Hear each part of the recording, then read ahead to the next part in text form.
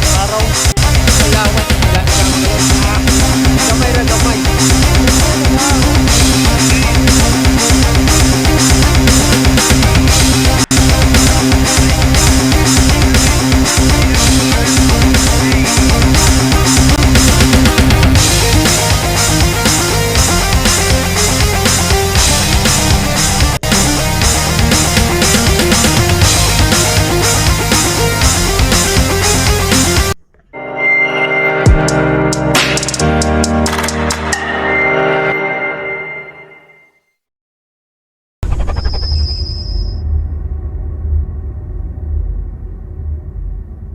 Have a nice day guys, welcome back to my YouTube channel. Medyo matagal na rin na hindi tayo nakapag-upload ng bagong videos, kaya ito lumipat tayo dito sa Baligyan, Zamboanga del Norte para sa pagpapatuloy ng ating spearfishing adventure. Kasama natin si Bro Jeff or Proc Alms.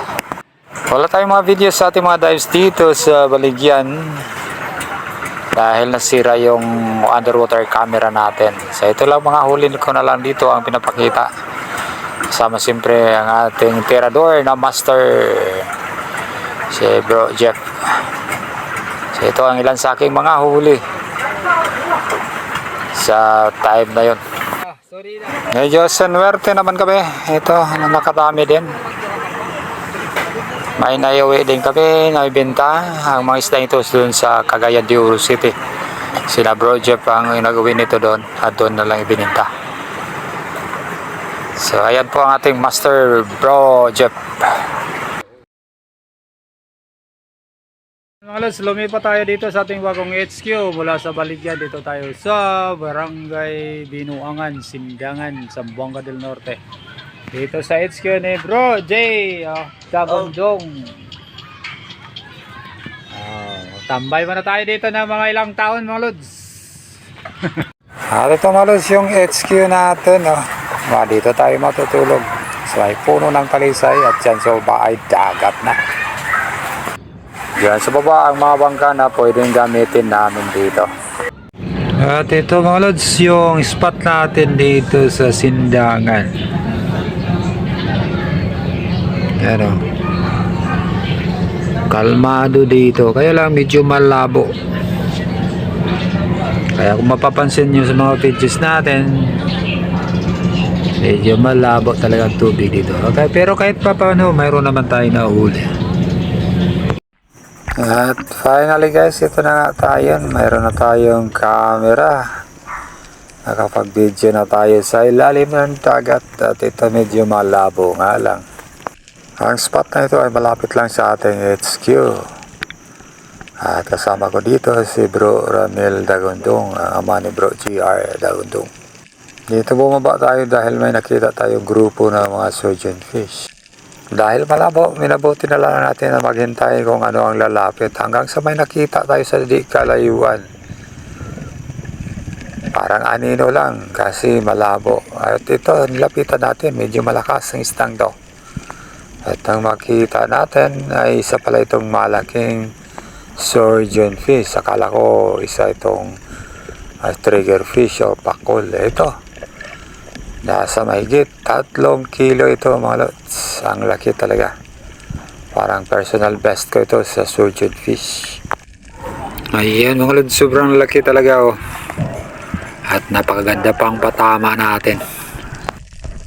At ito po ang personal best natin mga lods sa surgeon fish. O, tawag naman dito ay indangan. At muli tayong bumaba. Baka sakali na mayroon pang mga kasama dito. At hindi tayo nabigo. Mayroon na naman tayong nakikita na medyo maliit nga lang. Kaya ito na ang sinusundan natin. Kumukuha lang tayo ng timing. Sana makatama tayo ng maayos dahil malabo. At mayroon itong mga kasama kaya namimili muna tayo, baka mayroon pang malaki tulad ng unang tinira natin. Pero ito na yata ang pinakamalaki kaya pinitas ko na. Ayun, sapol mga lods. Kahit medyo malabo, nakahuli pa rin tayo. At ito, good size na din. Nara guys, aga mong kuha mga lods. Oh. Nay small size nga indangan. Oh. Ano yung indangan? Ano yung tawag singgan? Bro, kuha daw. By Ramil. Tirador kayo. Yung boss Ramil mo yung kuhan. Oh, sige kayo.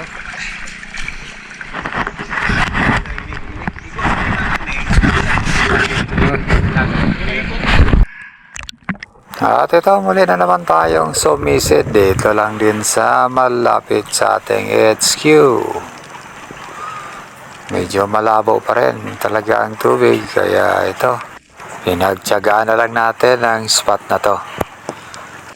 Medyo okay naman ang paligid, mayroong mga malilit na isda, kaya ito, nagbaka sakali tayo na may magandang isda na lalapit sa atin.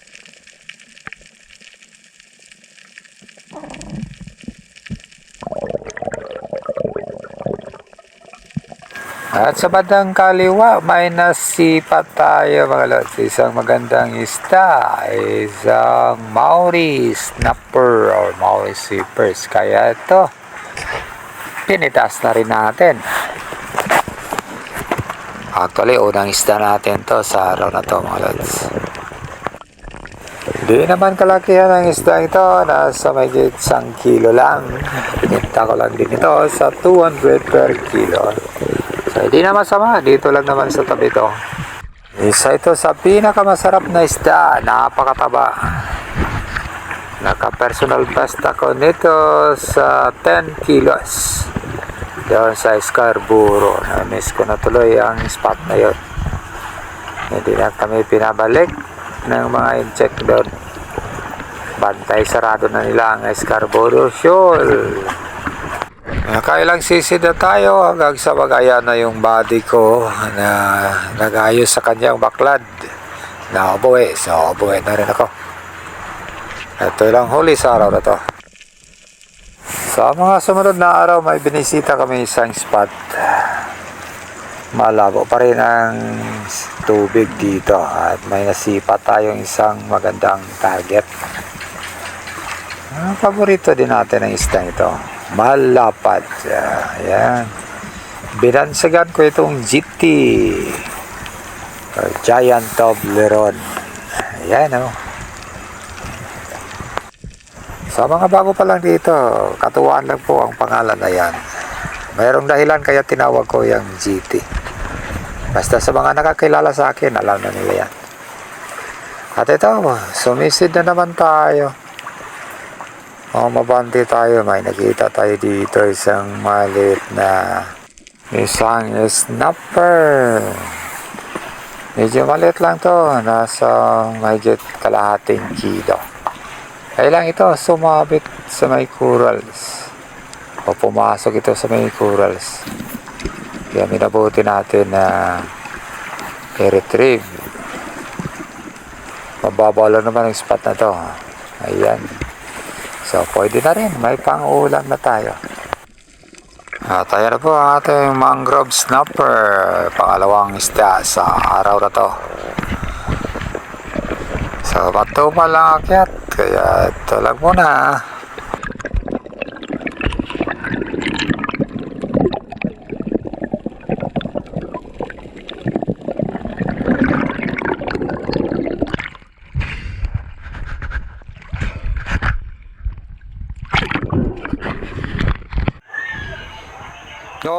Mga lods, try tayo. So ito palang pana na to ay isang gawa natin.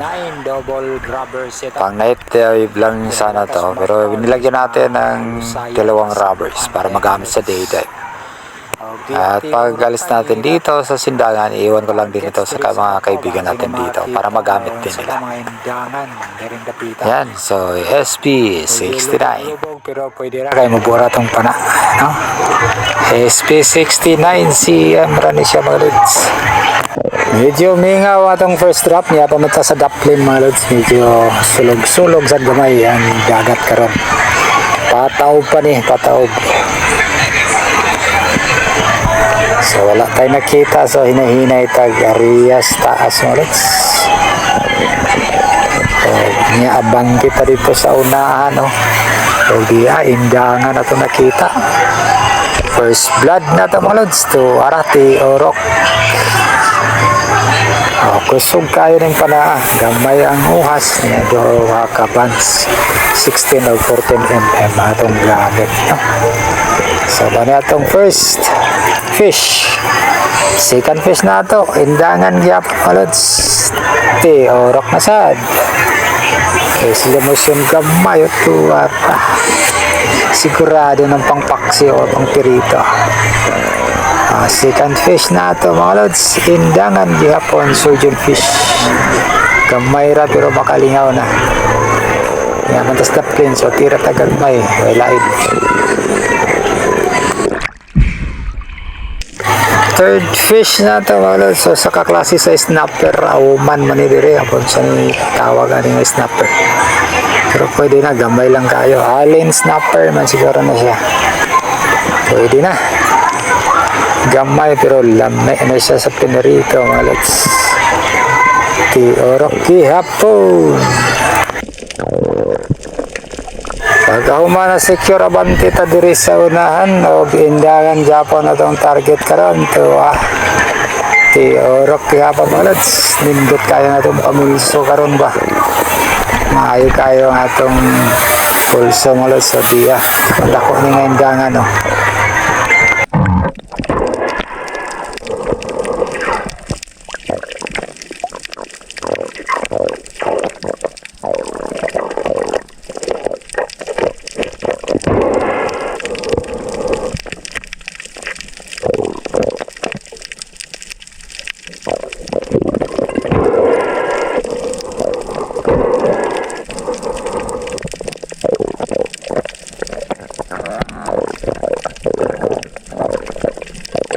Lain na sad nga indangan na tong target mga lods. Ti Orok na sad to araw.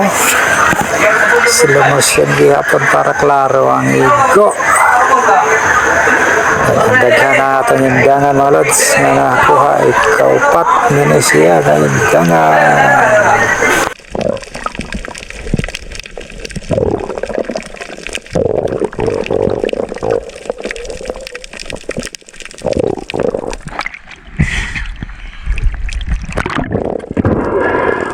Banti na sad ta diri mga lods, so di sa gyapon ka indangan to ara Ti Orok kasad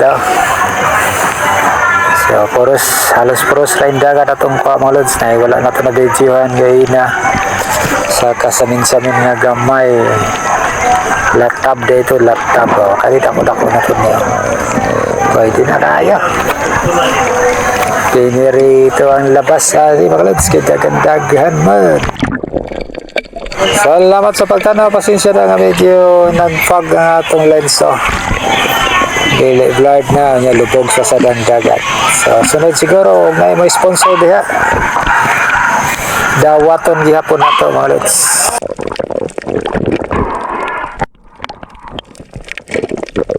Pinirito na Rito.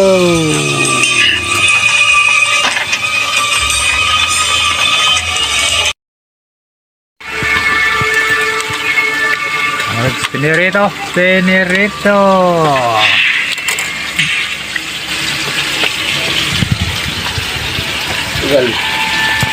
Ito, pinasyala namin ang talipapa dito. Napakamura ang mga isda dito. Ayan. Per kilo po ang presyohan na yan.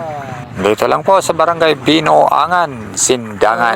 At ito, fiesta nila sa araw na to, kaya nakipiesta na rin kami. Ito yung HQ natin.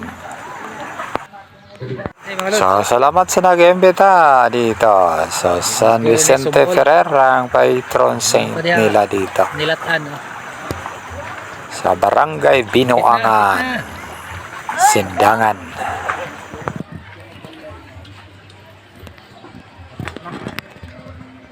Lima na kabalay ni. Ay, sugbas. Kaduhang balay. Kaduha. Brapo. Kaduha na kabalay mi dire.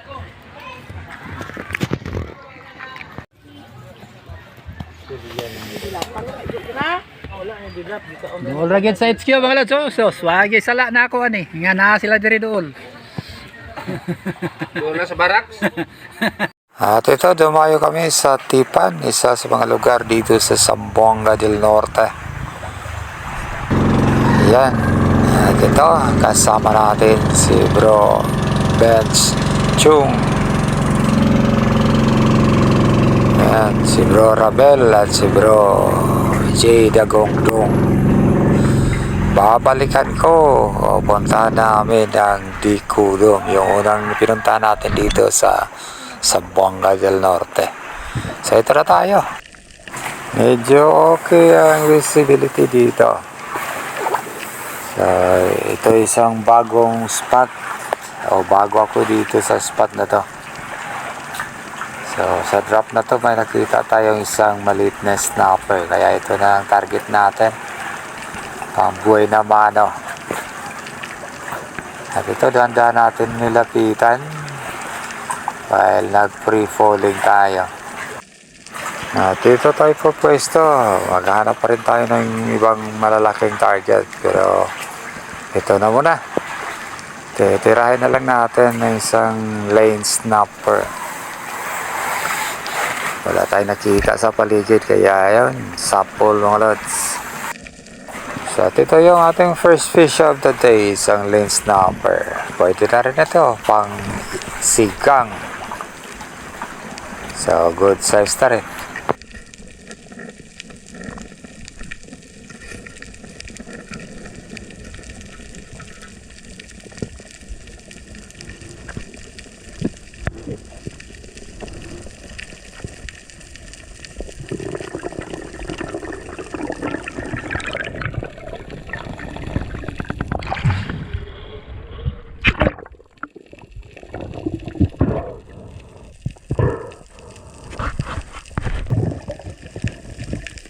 At muli tayong bumaba, medyo excited tayo dahil liwalas ang panahon, di malabo ang tubig, so malaki ang chance na makakita tayo ng mga malalaki dito. So free falling pa rin tayo. Target ko dito na makababa dito sa medyo mabuhangin na area. Dito mag-set up ng ambush kung sakaling may lalapit na mga malalaki. Dito may nakita tayo isang coral trout or mountail grouper. Ito natamaan natin ng maayos. Napakaganda ng patama natin dito mga lods. Ayan, nasa noo. Malit nga lang pero mapula ito at mamahaling uri ng isda. Ay, ito muli na naman akong bumaba at target ko dito yung isang area na maraming mga bait fish. Yan o, so dito namimili na tayo ng titirahin. Isang unicorn ang titirahin natin dito. Medyo malabo ng konti pero goods na rin ito kumpara din sa ibang mga spots namin. Ito, nakapili na tayo ng titirahin. Ayun, oh. Sapol.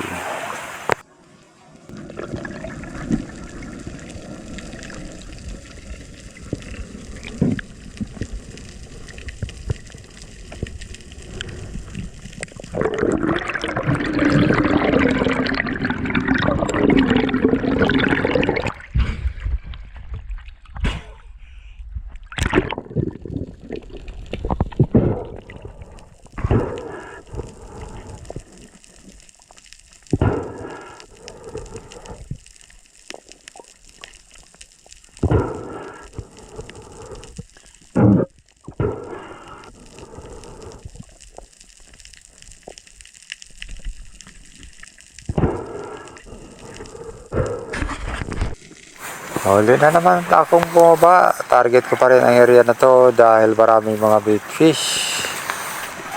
Baka mayroong King Max at mga GT sa paligid.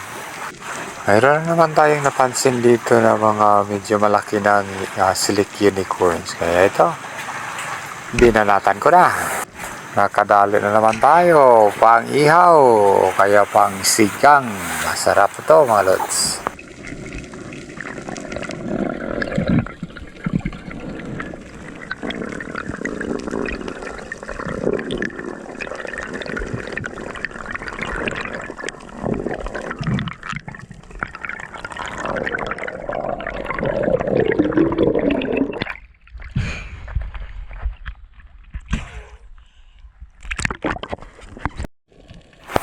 At sa pagabantay ko dito, may nakita ko sa baba na mga longnose emperor na malalaki. Kaya binabahan ko. Ngunit hindi tayo agad nakakuha ng magandang range. Kaya umangat akong muli. At dito binalagan ko na naman. Baka tayo dito na lalapit yung mga malalaki. Ito, matiyaga tayo naghihintay. At ilang sandali pa may naaninag tayong palapit na figure. Ayan o. Isa pala itong malaking longnose emperor. Yan po ang ating first mama of the day. Isang 5 kilos na longnose emperor. Medyo malakas ang istang ito. Sinubukan natin hilain agad ang shooting line natin. Pero pumasok ang isda sa may ilalim ng corals. Kaya ito, nag-reel out muna tayo para makapagpahinga. At ito, tapos na tayo nakapagpahinga. Kaya bumaba na naman tayo para i-retrieve yung emperor natin na pumasok sa ilalim ng corals. So ito, kampante tayo na nandyan pa sa loob ang isda natin dahil maganda naman ang patama. Ito, kinuha na natin mga lods. So, ayan. So, nasa 5 kilos ang longnose emperor na to. At naibenta namin sa 300 per kilo. So, di na masama. May pang-allowance na si langga.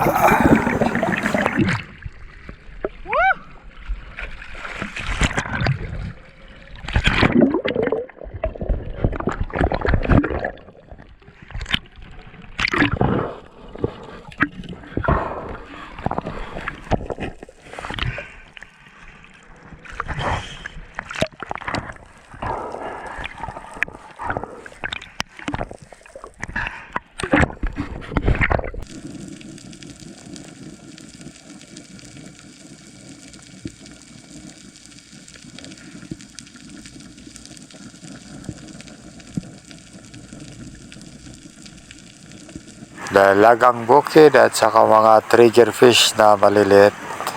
Yung mga vampire triggerfish. At ito, binulaga tayo ng isang GT at tatamaan natin ng maayos mga lods.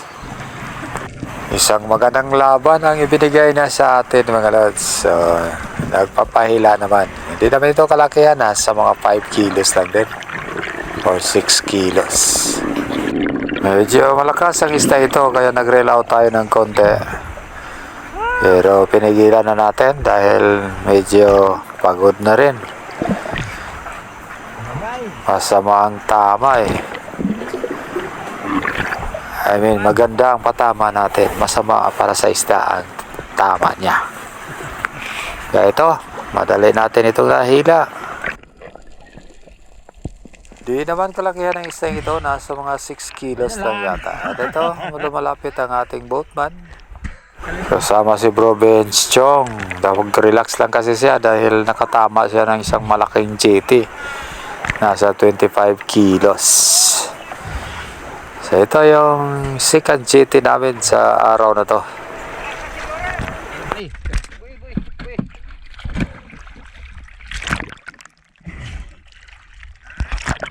At ito, umabante tayo kung saan nakapana si Bro Benz Chong ng malaking GT. At dito, dahan-dahan tayong bumaba at nag-freefall.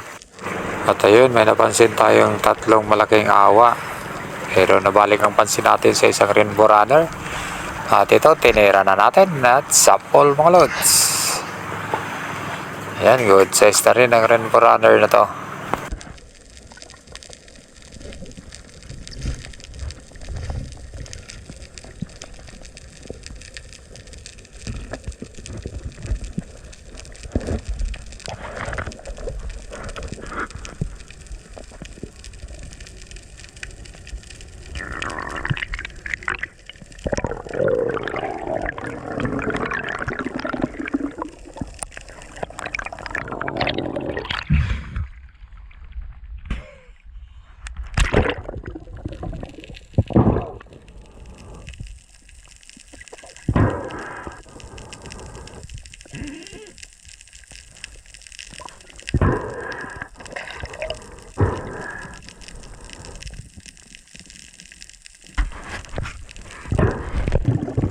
At ito, muli na naman ako bumaba para makapag-set up ng ambush.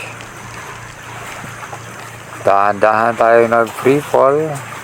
Objective natin ay makadapa doon sa medyo may buhangin. At nang biglang dumating ang kawan ng mga bigay tribales. Kaya ito, teomera tayo ng 3, sapol 2. Ang natamaan natin mga lods. Bigla tayo pero nakapili tayo ng medyo malaki. Ayun, yung maliit ang huling tinamaan dito. Bigay, dagan kayo. Woo! Bigay, dagan kayo. Bigay. So ayan na po ang dalawang huli natin sa isang tira. Malapit na nating mahawakan. Dalawang bigay trivalis. Pangalawang beses na to na naka double kill tayo sa isang tira ng bigay trivalis. Una ay doon sa Scarborough.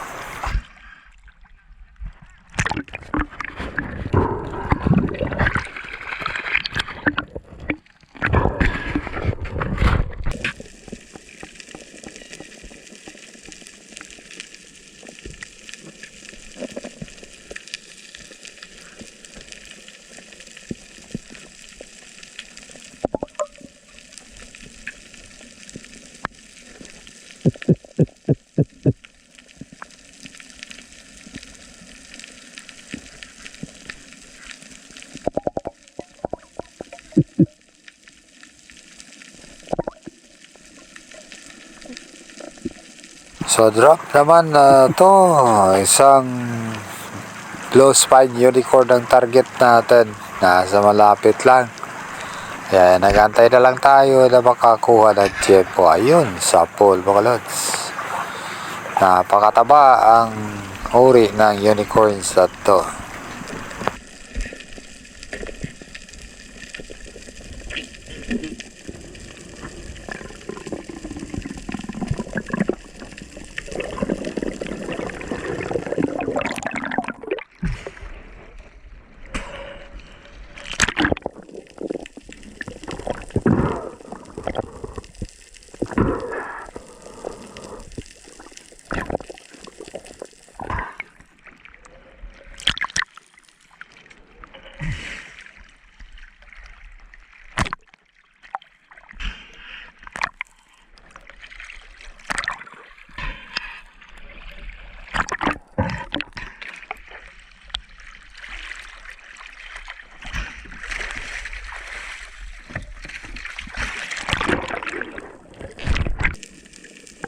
Mali ako bumaba dito para mag-hunting na naman. Sinundan ko ang galaw ng mga maliliit na isda. Pero medyo matumal na akyat. Wala ng agos. Sa spot kasi na to, kailangan medyo may agos para lulutang o lalabas o lalapit yung mga malalaking isda. Ayan, sadyang marami talaga ang mga dalagang bukid. Medyo maingay sila sa ilalim ng dagat. Pero mas maganda pa ang ganito dahil lalapit ang mga mamaw.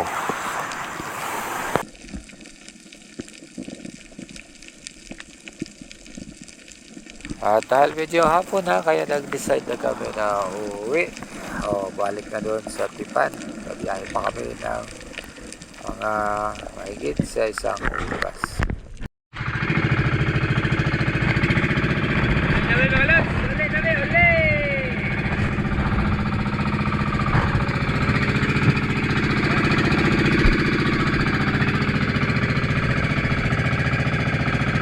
Balik kami po!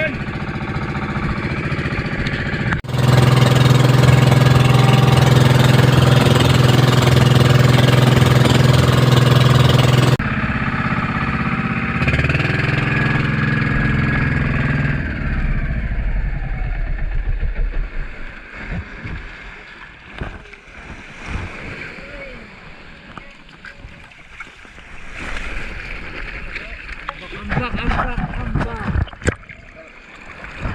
Ha? Ako mata. Mayra mga lods, oh, gagmay. Sulay doon na.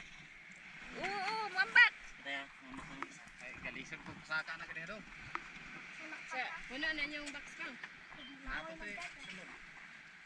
Meron ba? Dili Dili mahawiran? Dili mahawiran. Danlog. Ay, mga lods, oh. Naglisod na sila. Dili na lang nakwaon. So ito nga guys, ang huli ni Bro Bench Chong, isang malaking GT 25 kilos. Yung kay Bro Jay naman, yung isang malaking King Mac, at kay Bro Ramel ay yung Ano na bro? isang maliit na King Mac. So ito naman sa akin, malilit lang. Siyempre marami pa tayong mga malilit nandun sa sisidlan natin. So yan lang po. Thank you so much for watching guys. Babalik kami dito. Uli. Yan ang mga huli namin. Half day lang to mga lods. Half day.